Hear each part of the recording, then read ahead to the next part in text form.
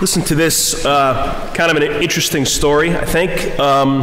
William Peters was working as a volunteer in a hospice for the dying when a strange encounter with a dying man changed his life.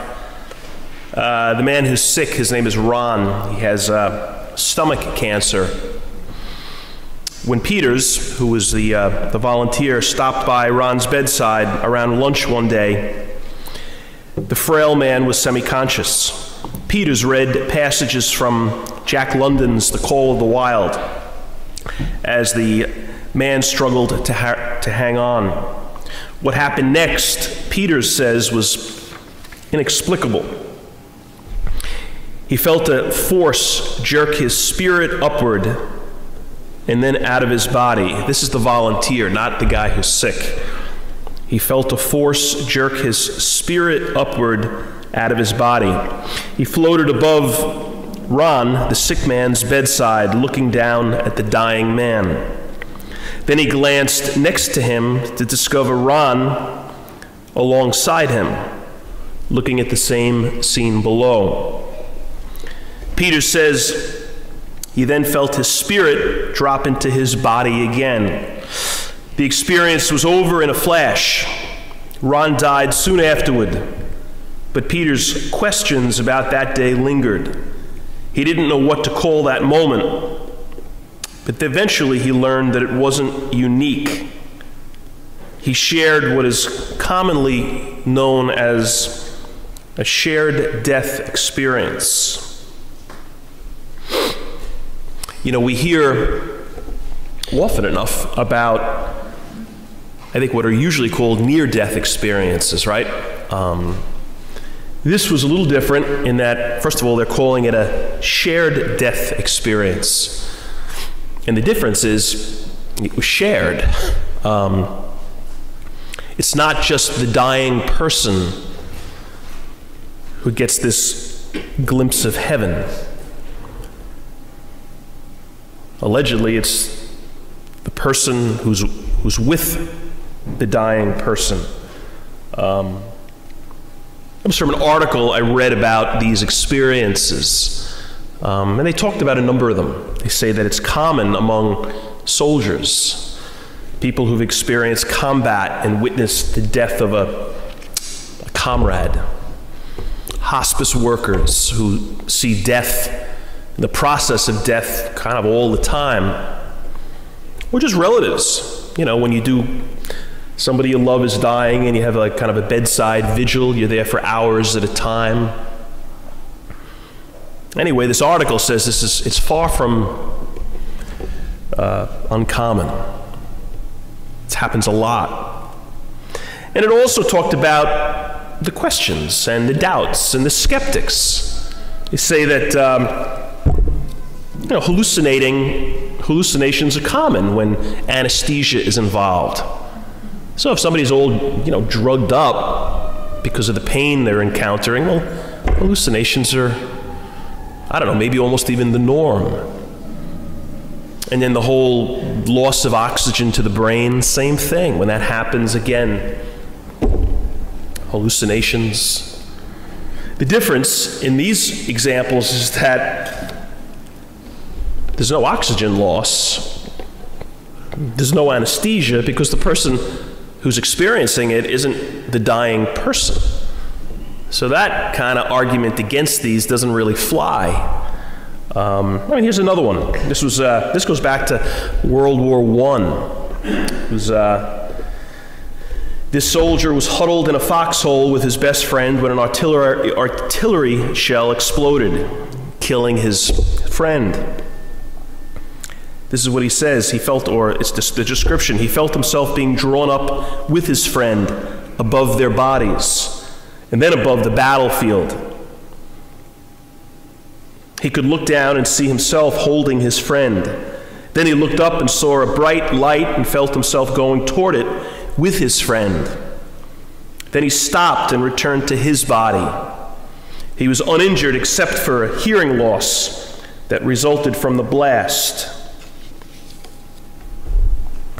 Remember about 8 years ago maybe, there was a big bestseller, became a movie. It's called Proof of Heaven. If you read that maybe, or you heard about it. This neurosurgeon, this non-believing atheist neurosurgeon goes into a coma. For 7 days, he gets meningitis. And he comes out of it, which number one, they said was pretty much inexplicable, kind of miraculous. They don't understand, there's just no way he should have recovered, but he does. And then he proceeds to tell people about his experiences during those 7 days of being in a coma. And he said he visited heaven, and he met God, like he had conversations with God. Well, he became a believer. He became a Christian. It's kind of changed his life. Do you have to believe that? Do you have to believe the World War I guy? Do you have to believe the guy in the hospice? I mean, of course not. I mean, is it a requirement of being here? Of course not. Could there be other explanations? You bet. But is it possible that they're all true? You bet. I think because of what we celebrate today. The saints. All of the saints. Because I think what we celebrate today is really just or those stories are a reflection of what we believe about the communion of saints. It's part of what we believe. It's one of those things that we reference it almost like without even giving it much thought. I think most of us anyway. So what does it mean? What is this idea, this belief that there is this communion of saints? Well, I think it's this, simply enough. We are still in communion with those who have died. We're still in communion with them. They're not just some club somewhere far away that one day we will see again like this. Like they're still with us. So we can still relate to them. We can still speak to them. And we can be spoken to by them.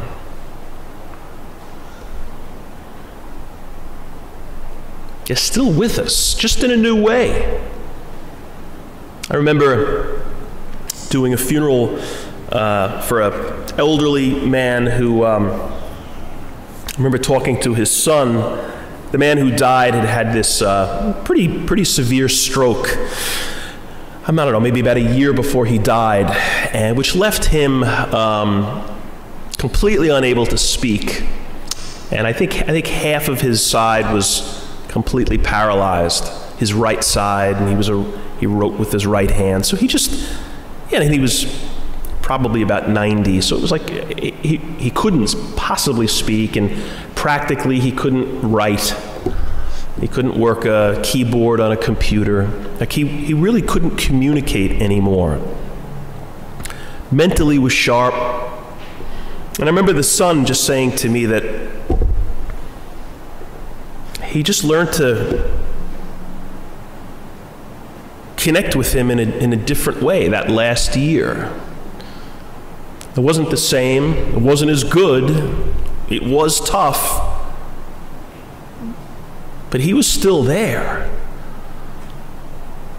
He couldn't converse with him, but he was still there. Or he did converse with him, but it just wasn't, the exchange that he was used to. But he was still there. Damn it, that's the point. There's a priest. He's a theologian. He's a great writer, spiritual writer.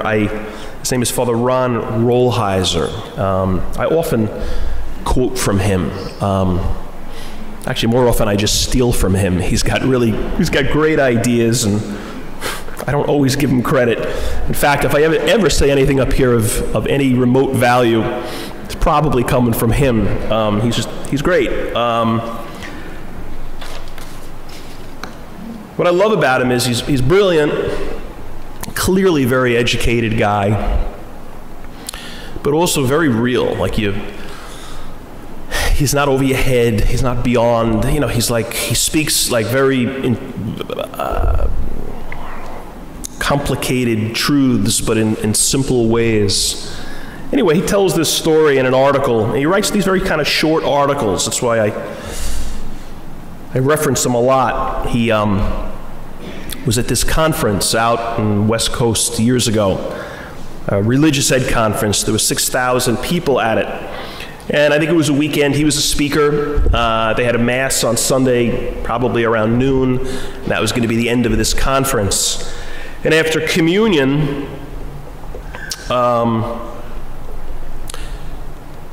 music has stopped and it's very quiet, and this couple gets up, this married couple, and they go to the microphone and they start to tell their story. They lost their son, who was 12, about a year before. He died of cancer.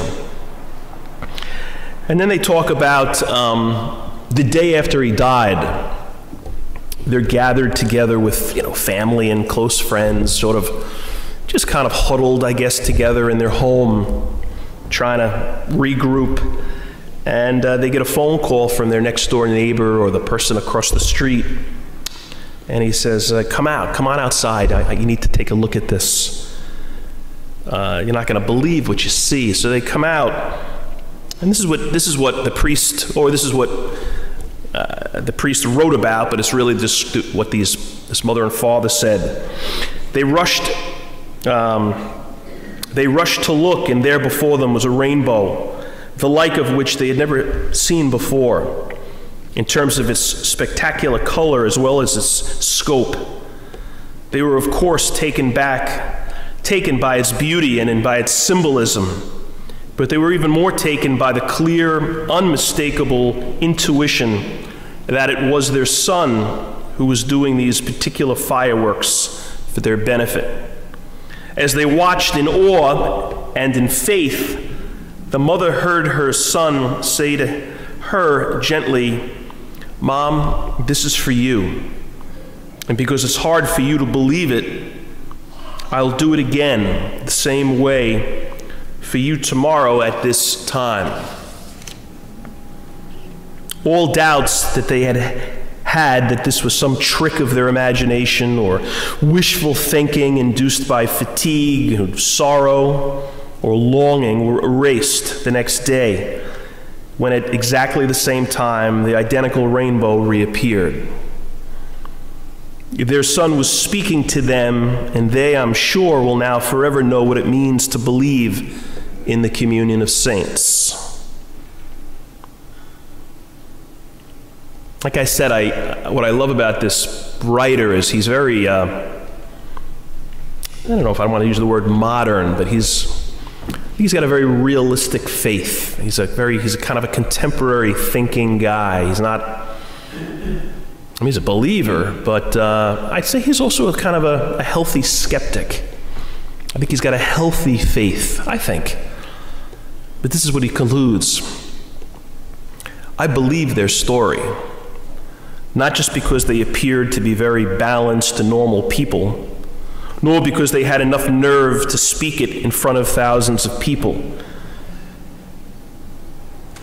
I believe it because what they shared is not something weird or new age or even all that extraordinary.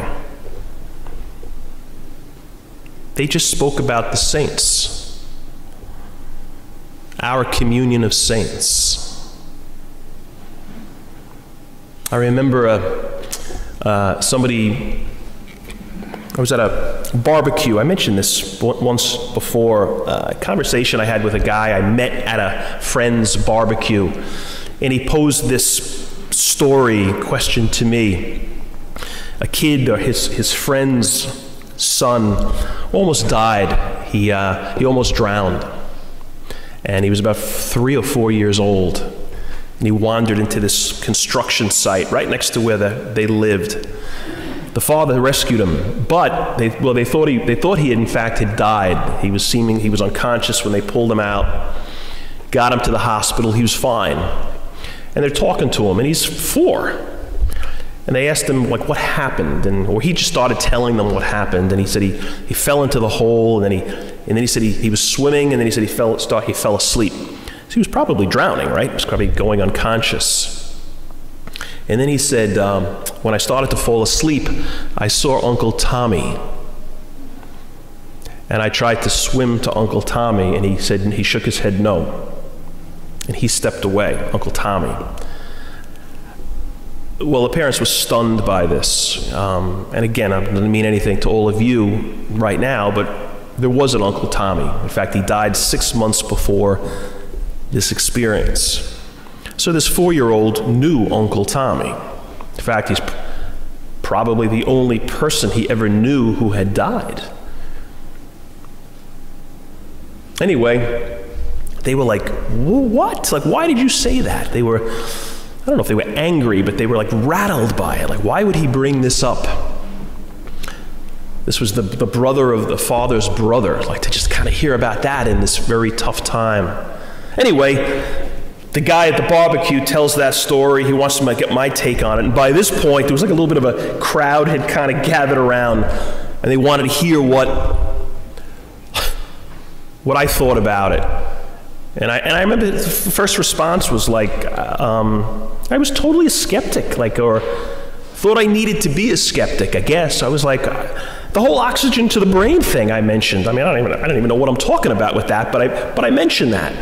So I don't know, maybe I heard about that.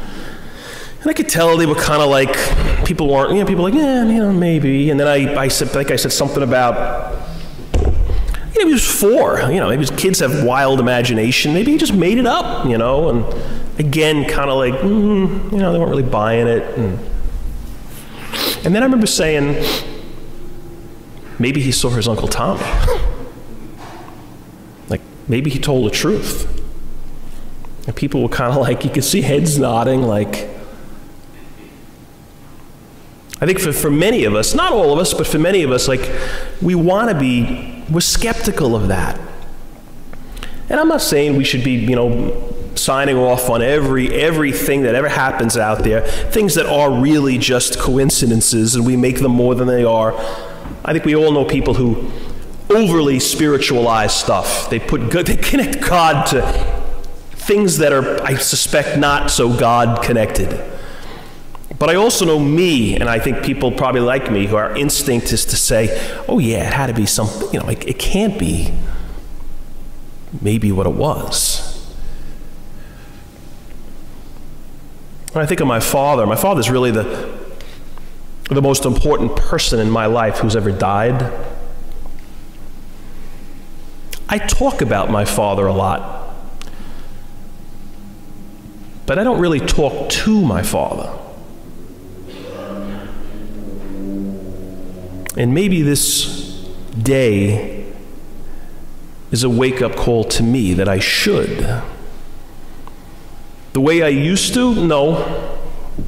Will it be the same as it was when he was alive? Of course not. But I do think of him as sort of in this club that's far away, that I hope to one day get entrance into, but it's kind of like he's gone for a while. And he is, but he's also not, if we believe in what this day is about. I also know this. After Mass this morning, I know some of you are going to come up to me, and you're going to have a story. You're going to have your Uncle Tommy story, because it always happens, because of the communion of saints.